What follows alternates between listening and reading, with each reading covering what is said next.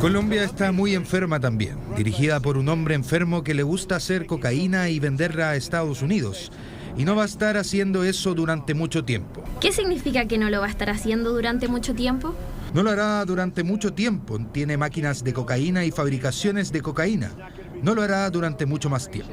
O sea, ¿que habrá una operación contra Colombia? Suena bien para mí. Mira, ya tenemos un posteo de Gustavo Petro. Hoy veré, dijo, si las palabras en inglés de Trump se traducen como dice la prensa nacional. Por lo tanto, más tarde las voy a responder hasta saber lo que significa realmente esa amenaza ilegítima de Trump, porque previo a eso había reaccionado la Cancillería colombiana y marcando una diferencia muy grande con la situación de Nicolás Maduro. Dijo, aquí Gustavo Petro fue elegido democráticamente. Pero por supuesto, no, ahí Petro como que yo no le presto mucha ropa a Petro, pero me parece que la respuesta debería haber sido más contundente, pues no decirle que va a ir a buscar un traductor al San Marsali. No, o sea, es que me parece ridículo, o sea, ante una amenaza tan artera de Trump, creo, perdón, pero para mí no es lo mismo Petro que Maduro. Yo sé que puede haber gente que tenga una opinión distinta, pero pues, tengo diferencia, o sea, creo que Petro tiene una conducción política deficiente y otra serie de cosas, pero no tiene nada que ver con Maduro. Entonces, me parece que desde ese lugar la respuesta del gobierno colombiano debería ser, es más. Pregunto yo, Constanza Santamaría, mira, se me acaba de ocurrir, para que veamos el cinismo latinoamericano, porque nosotros tenemos gran responsabilidad en esto, gran responsabilidad. Un gobierno al cual se le amenaza de esta manera, ¿no manda a llamar a su embajador? ¿Ustedes no creen que es una razón suficiente para que Petro mandara a consulta a su embajador en Washington? Entonces, la verdad es que me parece, o no sé, o sea, si un embajador se manda a llamar por otras cosas, imagínense si hay un presidente que amenaza y, digamos, deja entrever que podría haber una invasión a Colombia. Entonces, me parece que la conducta latinoamericana en esto, y le doy el pase a Constanza, que sabe mucho más que yo, porque es una mujer que lleva mucho más horas de reporteo en el cuerpo, la conducta latinoamericana ha sido tremendamente errática. ¿Cómo? Siendo muy joven, digo yo, pero sí. Creí que ibas a decir años. No, pero igual me hizo clases, igual fui su alumno, debo decir. Sí, pero era muy ella era tan joven como yo. Yo había repetido muchos cursos, había repetido. Oye, porque uno no sabe si se refiere, en el fondo cuando dice le queda poco, o podría anticipar una escalada en términos de una también acción militar. ¿Es porque le queda poco porque estamos a 6 meses de la elección o porque le queda poco ¿no es cierto?, a propósito de los últimos acontecimientos que hemos visto? Bueno, hay que recordar, José, primero, esto es Estados Unidos y esto demuestra que el poder que tiene Estados Unidos con Trump, con el que sea liderando el gobierno. Se nos fue el audio, qué pena. A ver si mientras retornamos. Estamos con un problema de señal, yo Connie. Quiero leer estamos con un problema de señal, se te va el audio, Connie. A lo mejor pueden arreglarlo ahí en el terreno. Claro, insisto, no fue.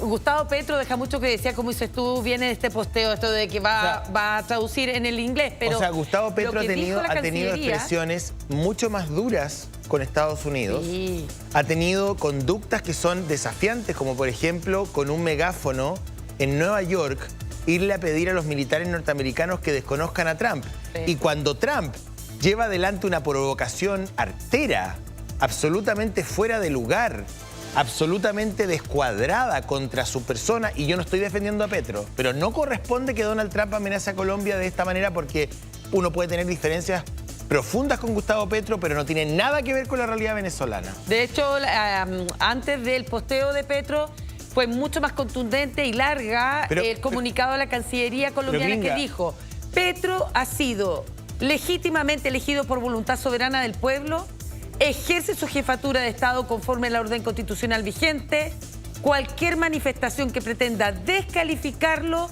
constituye una injerencia indebida en los asuntos internos del país. Pero es un mensaje de la Cancillería. También, ¿Un mensaje de la Cancillería? La Cancillería colombiana. Ya, está bien. Pero lo que te quiero decir es que Petro ha incurrido en una conducta provocadora hacia Washington en varias oportunidades. En varias. Y gratuitas muchas veces, como lo que hizo en Nueva York, absolutamente ridículo, salir de la Asamblea General con un megáfono, una estupidez.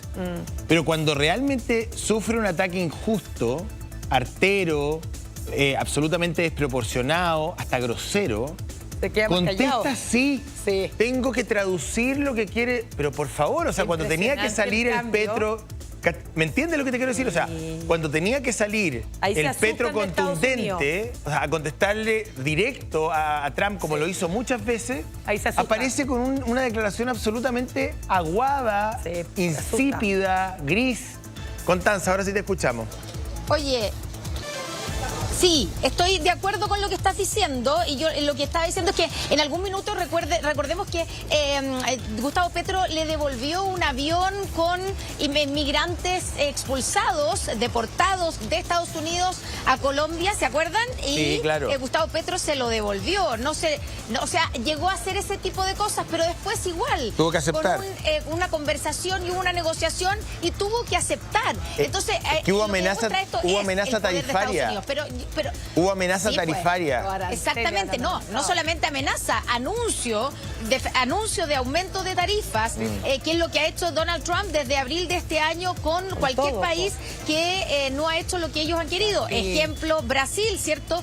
Con la condena a Jair Bolsonaro. Entonces, el poder de Estados Unidos sobre Latinoamérica sigue siendo enorme. Pero yo quiero decir una cosa, en el post de Gustavo Petro, si bien parte con esa declaración realmente media ridícula de voy a pedir que me traduzcan, voy a ver si es verdad lo que dicen que dijo Donald Trump, pero más abajo es bastante más duro. Ahora, esto debiera ser una declaración frente a una cámara, frente a todos los medios, una declaración oficial y no un post en Twitter o en X. Pero lo que dice como comandante supremo de las fuerzas militares, que es el presidente de Colombia, y amparado siempre por la Constitución, ordené la mayor incautación de cocaína en la historia del mundo, detuve el crecimiento de los cultivos de hoja de coca y comenzó un gran plan de sustitución voluntaria de cultivos por el campesino cultivador de coca. Él empieza y defiende en el fondo cuál ha sido su política frente a la lucha contra el narcotráfico y sobre todo la producción de cocaína.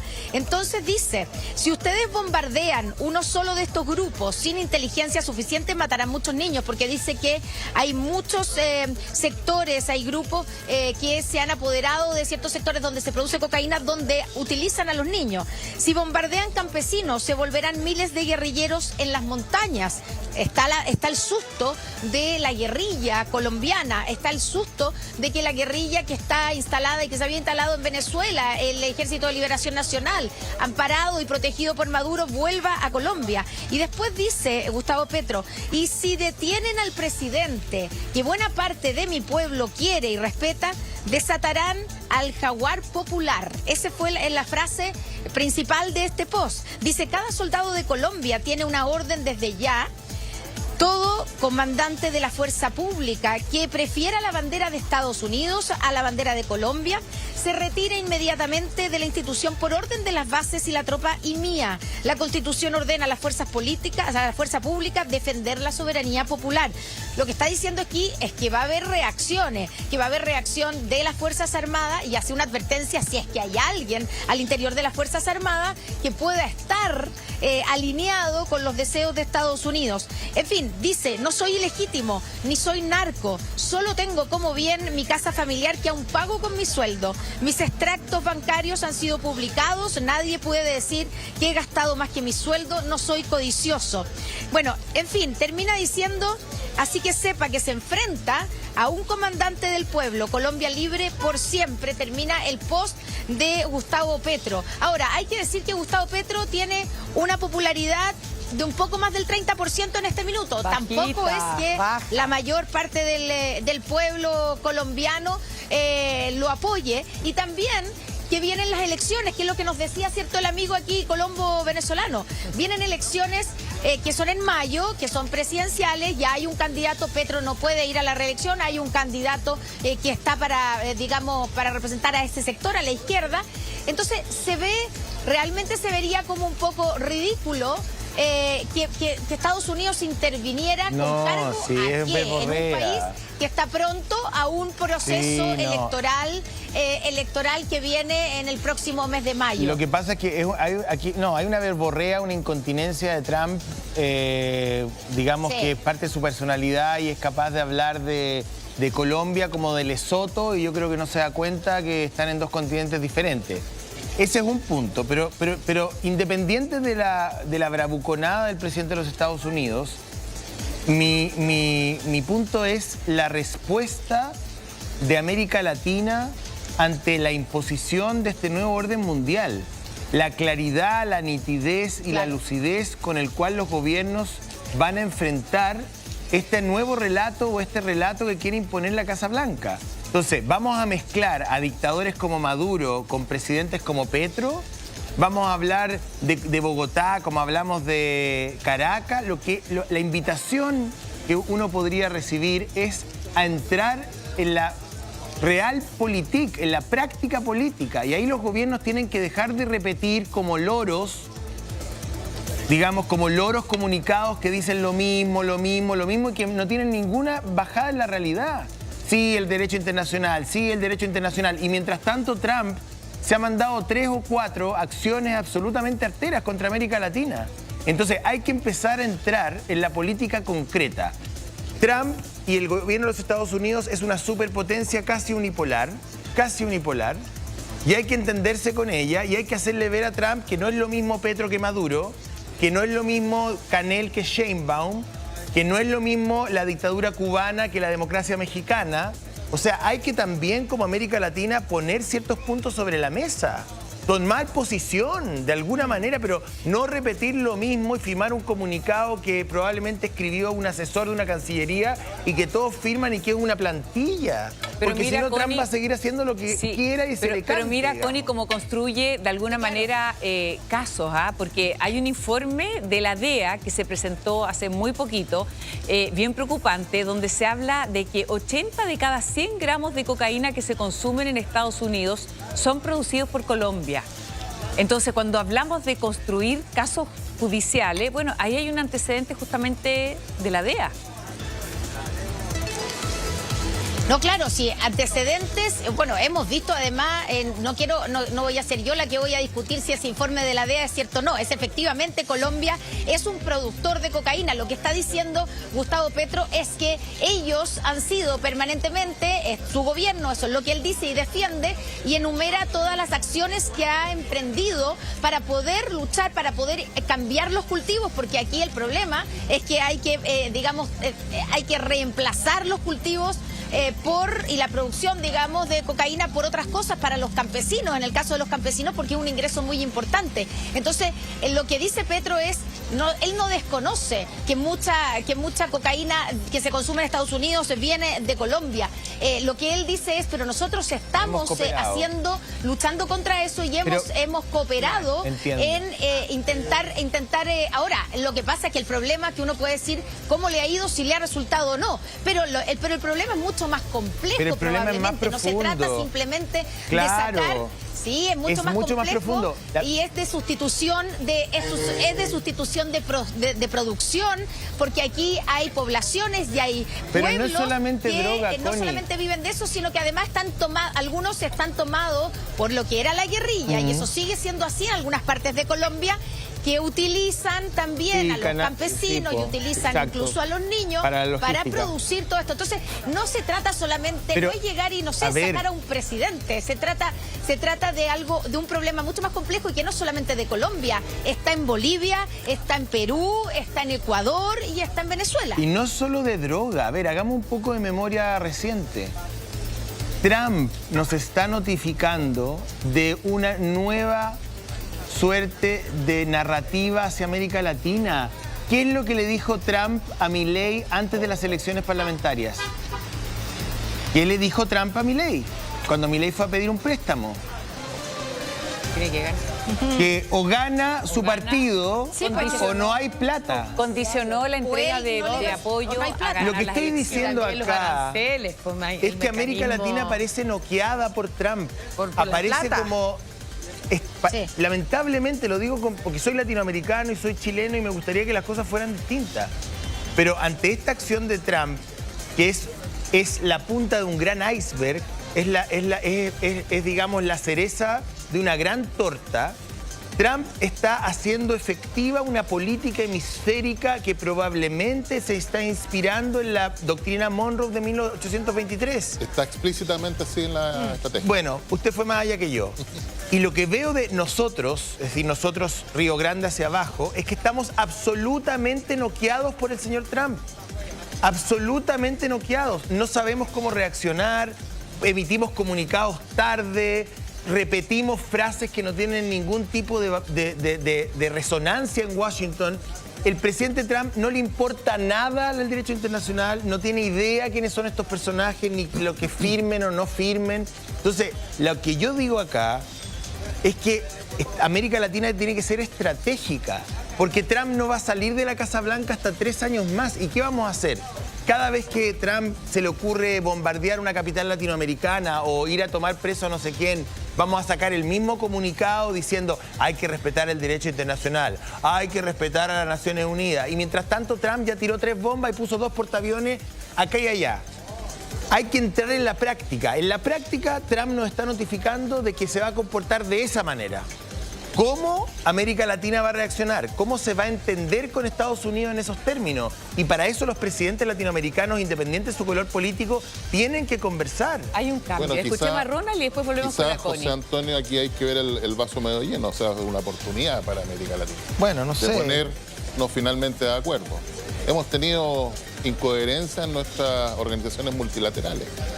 Hubo el otro día conversaba y manifestaba qué pasó con la OEA, qué pasó con todos los organismos multilaterales que hemos tenido. No tenemos ninguna organización. Nos movemos de uno a otro, inventamos. No tenemos ni una capacidad de reacción conjunta. No tenemos UNASUR, no tenemos ODEA, no tenemos nada. Alianza del Pacífico. No tenemos ninguna alianza, o sea, cualquier continente más o menos decente que efectivamente, y perdón, y con esto me puedo ganar muchos hate, cualquier continente más o menos decente que abraza la democracia, que respeta el derecho internacional, que tiene una historia además de dictaduras militares horrorosas, la nuestra y muchas otras más, ante el bombardeo de una capital latinoamericana como esta, y ante la amenaza de entrar a otros países, porque eso es lo que hace Donald Trump, y con esto yo estoy feliz que Maduro esté preso, no estoy defendiendo a Maduro, por favor.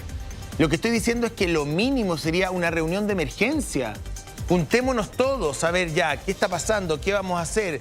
Pero son están tan encerrados en su ideología, en esa caja, que no ven soluciones fuera de la caja. Entonces, Trump les plantea un desafío que está fuera de mapa.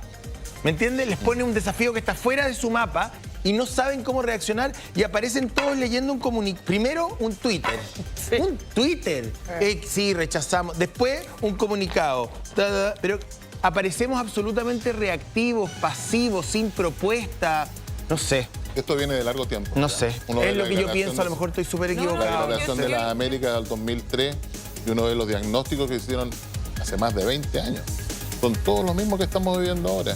Los compromisos que se tomaron en esa oportunidad, ¿cuánto hemos cumplido? Entonces yo creo que es la oportunidad para poder reexaminar esa... Una oportunidad, dices tú, Ronald, también, ¿no es cierto? Sí. Bueno, la caída de una dictadura siempre es buena noticia, hay que celebrarlo. Ahora, opinable sí, todo el resto, ¿no? Cómo se ha hecho la incursión de Estados Unidos, bueno, y además cómo ha amenazado a Colombia, que es la información que nos entregaba la Connie recién. Y parece que una acción acarrea inmediatamente otra reacción, a propósito de que por ahí había incluso informaciones que hablaban de que Donald Trump se había enojado mucho con uno de los bailes de Maduro, lo había tomado como una provocación.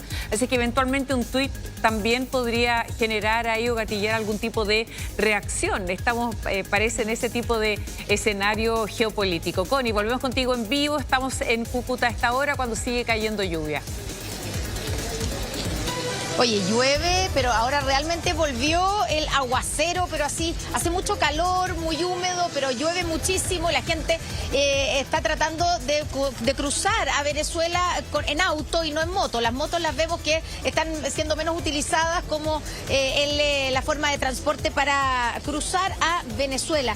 Pero, bueno, sumándome un poco al análisis que hacían de la reacción de los diferentes países de Latinoamérica, lo que uno puede ver, y es evidente que aquí los que reaccionan en grupo son los gobiernos que son de la misma, afines políticamente. Vimos la reacción en conjunto, hicieron una declaración, podemos criticar la declaración o el tono, pero la declaración criticando, digamos, el intervencionismo de Estados Unidos, encabezada por Chile, por Brasil, por Colombia, por México, no sé qué me falta, pero digamos que lo que tienen en común todos esos países que están siendo gobernados hoy día, porque eso en el caso del chileno va a cambiar en 2 meses más o en 3 meses más, hoy día, 2 meses en realidad, están gobernados por países que son afines ideológicamente y que son de izquierda. Entonces, el problema que hay es que aquí depende de cuál sea el signo ideológico del gobierno que está de turno, cuál es la política y la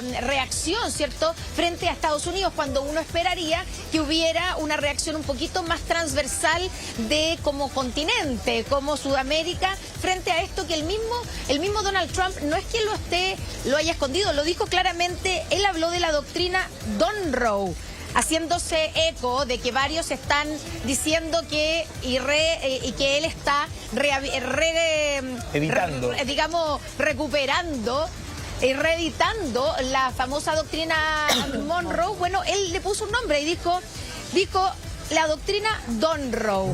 Y bueno, el mandatario señaló... Fue portada en New York Post. Monroe dijo, Monroe. Sí, que fue portada en New York Post. Exactamente. La doctrina Monroe. Y lo dijo claro y lo dijo en una entrevista. Dice, ahora le llaman la doctrina Monroe, que es Donald Trump, por supuesto, y Monroe. El dominio estadounidense en el hemisferio occidental nunca volverá a ser cuestionado. ¿Ves? O sea, frente a estas declaraciones... Mira lo que dice. Claro, él no lo está escondiendo, él lo está diciendo en forma expresa. Y lo que pasó...